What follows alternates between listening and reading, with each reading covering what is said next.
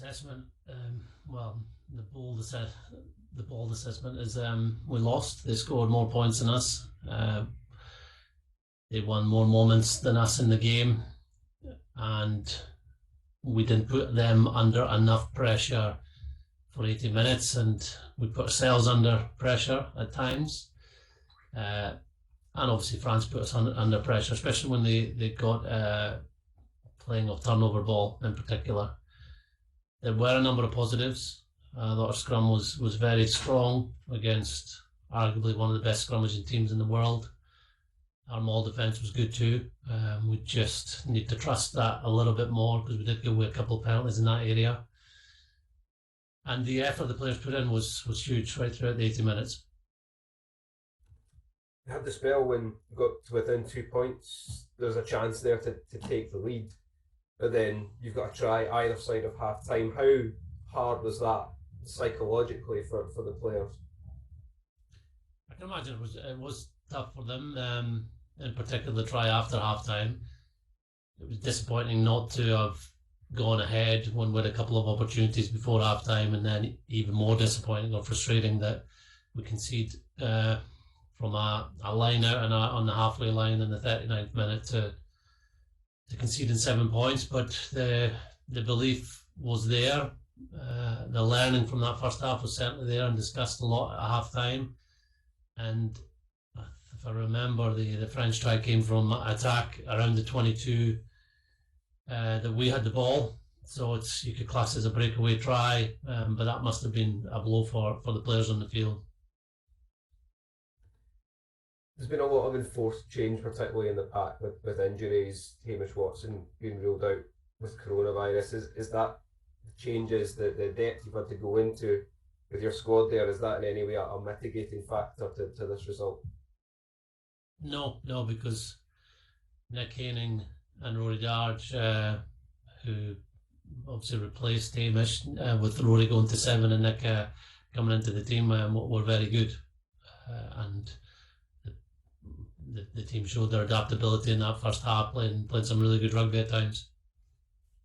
Thank you. If we can move on to the written section now, please. Gregor, it's obviously hard to appreciate the quality of the French when you're up against them directly. Having said that, just how good is this French team? Is it the best that you've come up against as a coach? Yes, it's a similar team that we've come up against the last few years, so we know that their strengths. They have got a big pack. They can put you under pressure, but I did feel we handled that well today. I felt we were getting a nudge in some of our scrums. We've got a few penalties ourselves in the 22 when we mauled against them. But it's their ability to turn good ball into tries, and good ball can come from scrums. They look dangerous off their scrum attack out wide, and it can come from opposition turnovers. That's the best two sources of possession you can get. Counter-attack ball from kicks is also good, but I think they showed what a good team they are. Their backline is strong. Scrum half obviously is a very good player and gets them on good lines.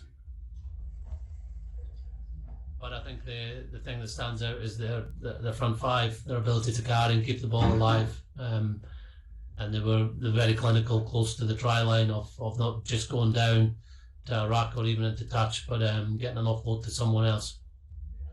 Stuart expressed the urge to play Italy tomorrow, which is understandable. But I guess you'd rather have a bit of time to think over what's happened and prepare for Italy. Will you need a really thorough post-mortem on this one, or is it pretty obvious what you need to improve on? Yeah, well, I think we'd all probably want to play France again tomorrow. I think that's the game that's most relevant to what you learn and get another opportunity at putting things right. Italy will be a different game, a different opponent. We'll have a different team, I'd imagine, just the way these things go with who's available for us in 2 weeks' time. And we'll have a different focus on how we get our best game out. But yeah, when you've got a 2 week gap in the Six Nations like we've had the last two games, and it's on the back of a defeat, you feel very frustrated that you can't get back out there and show who we are as a team for 80 minutes. Thank you.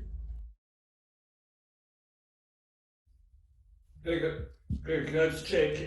Chris Harris didn't come back out for the second half. Was that just a change, or was Chris carrying an injury, pick up an injury? He had an HIA during halftime, which he failed. So he got a blow and a tackle just before halftime. So that's a credit to one of his teammates who had notified asked his medics that he wasn't himself at halftime, and then he failed the HIA. That's it. Michael, can we put a daily embargo on any of the stuff coming up? Yeah, we'll take one last question and then we'll move on to a Monday section if you want. Yeah. Yeah. Okay. Thanks.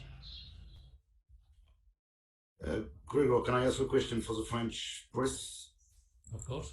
You suffered a lot of counter-attacks today. What makes France so dangerous in that situations when you lose the ball? Well, I think it's the French rugby, massive tradition of French rugby is in unstructured situations. That's where they flourish and thrive. And probably going back to Pierre Villepreux's methods of coaching and teams like Toulouse and others in France, the players just react to space and different defensive pictures that they get. They do it really well. And it is the best ball you can get, turnover ball. So the French are probably up there with the All Blacks at being the best at exploiting that turnover ball. I feel that the front five really adds to it as well. So it's not just relying on the backs or back row to make the most of that ball. If you've got a front five that can pass, support, make breaks themselves, and you've got a real 15 that can attack.